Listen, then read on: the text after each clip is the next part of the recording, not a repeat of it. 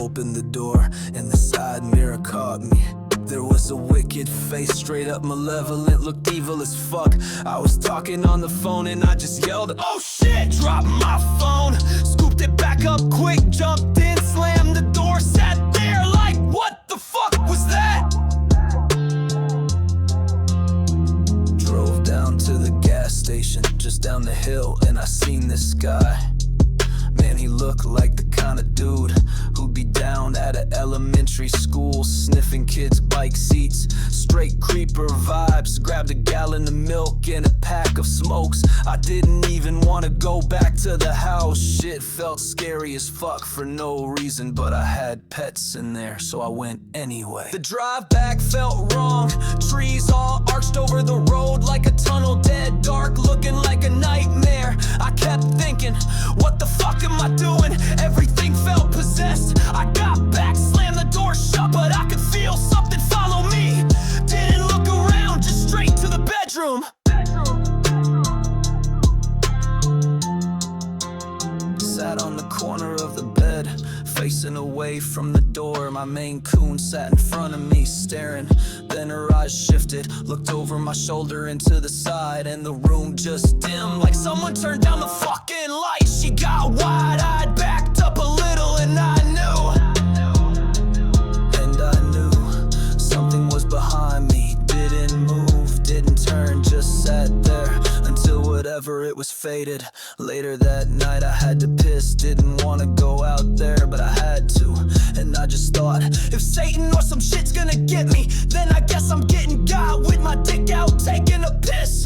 So I did, and I survived, but shit was still crazy. There was this invisible thing, walked in through the window, standing upright, turned toward me. I was like, oh, what the fuck? Then it charged me, full fucking speed. I screamed, slammed the door, and just froze. Waited for something to hit it, but nothing came. Got a hold of some psychic lady. She was just like, oh, it's just an open portal, blah blah. I'm sitting there thinking, what the fuck? How do I close it? She gave me a few pointers. That time period was bad shit. Another night I laid down, shut off the light, and the corner of my room got extra dark. Then a hole opened up, a black one. Something started coming through, just a torso and arms, pitch black like fucking Vanda Black. The rest was smoke, just wavy and weird. It floated toward me. Locked eyes, didn't break focus. I closed mine like no fucking way, this is real. Opened them again, it wasn't in the corner anymore, but the tail of that smoky shit was swirling above my fucking head. Closed my eyes again, when I opened them it was gone. 3 days later I had the vision that inspired a cold steel kiss. Around that same time I started talking to this girl from Portugal or Spain or some fucking place like that. She was hella cool, like hella fucking cool. Did falconry and shit, had like bird weapons. And get this, 3 days before we ever talked, she heard 3 knocks on her wall, middle of the night. And that was right when all this shit was going down for me. Then she tells me she had a vision, saw me standing next to a cabin near water, and I was just like, what the fuck? Because I'd seen the same shit, same cabin, same dark-haired girl on my bed. Made me wonder, was it her? Felt like maybe she was the one, the love of my life or some shit. Or maybe it was nothing. Or maybe it was something, fuck if I know. It was just crazy, we talked hardcore. I loved every fucking minute of it. Stalking her some English slang, started learning French to speak her language. She already spoke great English though. Then one day she just faded.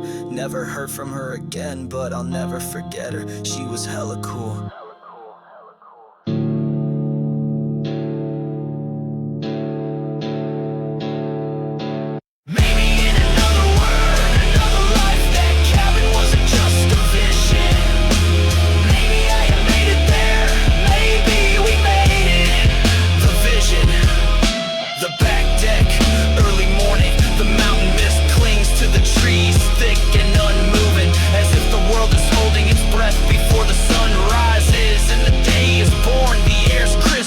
With the scent of damp earth and pines. Standing in my briefs, I strike a lighter, the flame flickering against the cold, and inhale deeply. Smoke curls in the air, disappearing in the fog completely. A steaming mug of black coffee sits in my grip, its heat a welcome contrast against my fingertips. Behind me a dark-haired woman sleeps, wearing nothing but my shirt sprawled atop the blankets. Her bare legs stretch across the bed, the slow rhythm of her breathing, the only movement in the stillness. I take another drag, staring into the mist-covered treetops, reflecting on everything it took to get here. This cabin, the water nearby, the solitude I carved out for myself, and the woman inside who guards my heart with ferocity. Every ounce of it, every hardship, every fight, every choice led to this, and I'm grateful.